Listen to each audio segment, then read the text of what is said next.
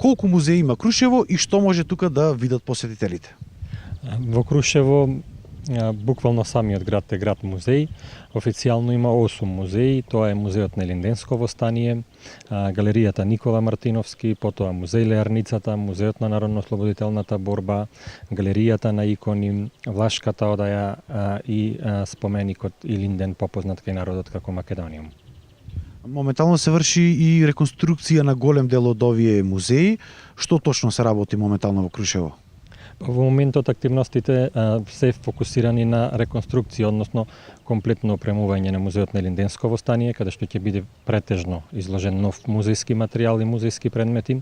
Тоа е во завршна фаза, се очекува да започне реконструкцијата на куполата од споменикот Илинден. Исто така во завршна фаза е поставување на дополнување на поставката во музеј Леарницата.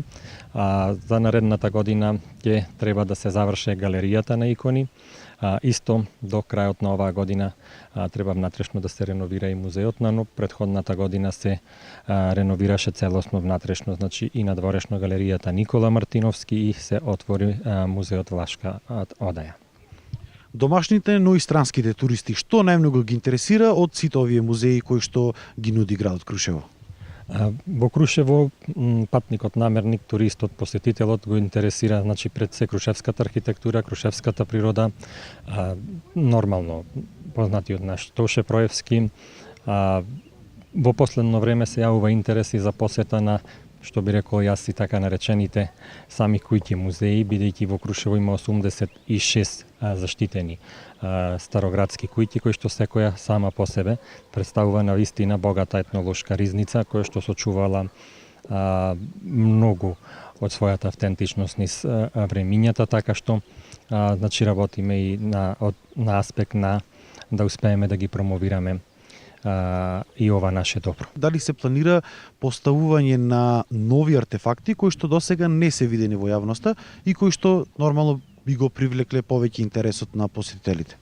Постои репрезентативен материјал. Тука би споменал еден документ каде што да кажам по име и презиме, уште на 8 август 1903 година се спомнува Крушевската република под име Крушевска република, заедно со низината извршна власт, така наречената привремена влада и преседателот на републиката.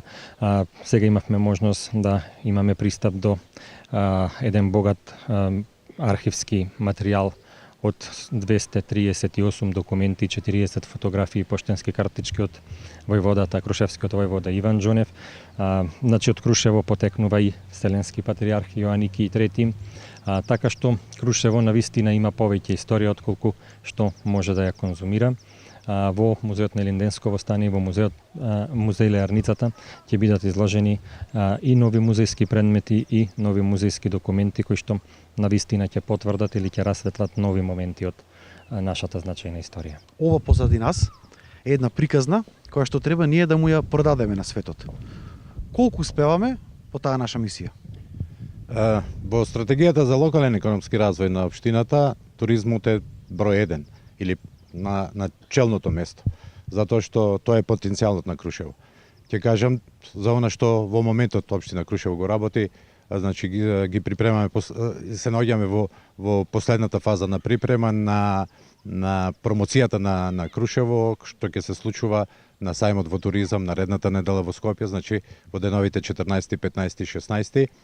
Крушево или општината ќе настапи со пропаганден материјал под наслов, ајде да речам, Крушево природа, култура, авантура. Значи со тоа сакаме да на некој начин го привлечеме потенцијалниот турист да биде кај нас, да дојде да посети Крушево. Значи нудиме Крушево да биде туристичка дестинација во сите 4 сезони. Не е она што го знаеме Крушево зима, лето, него и во оние периоди кога Крушево остануваше малку празно.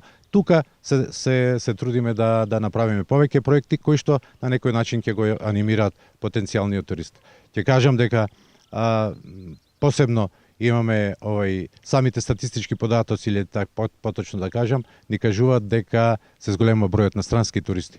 Односно, оние туристи кои што се желни за авантура, или ќе кажам дека Крушево е една од најдобрите дестинации за развој на параглайдерството и змејарството. Ќе кажам дека во летниот период не очекуваат 2 европски такмишења во тие спортски надпревари. Ланска година имавме негдека 22.000 домашни туристи кои што остварија 40.000 ноќевања, значи од прилика 2 ноќевања по домашен турист. Тоа е една константна која што ни се случува, а она што значи странец, значи имаме зголемување за 50% и кај странците е што е добро за Крушево или за развој на туризмот е зголемувањето на ноќевањата. Во просек доаѓа дека странците оствариле 4 ноќевања во Крушево.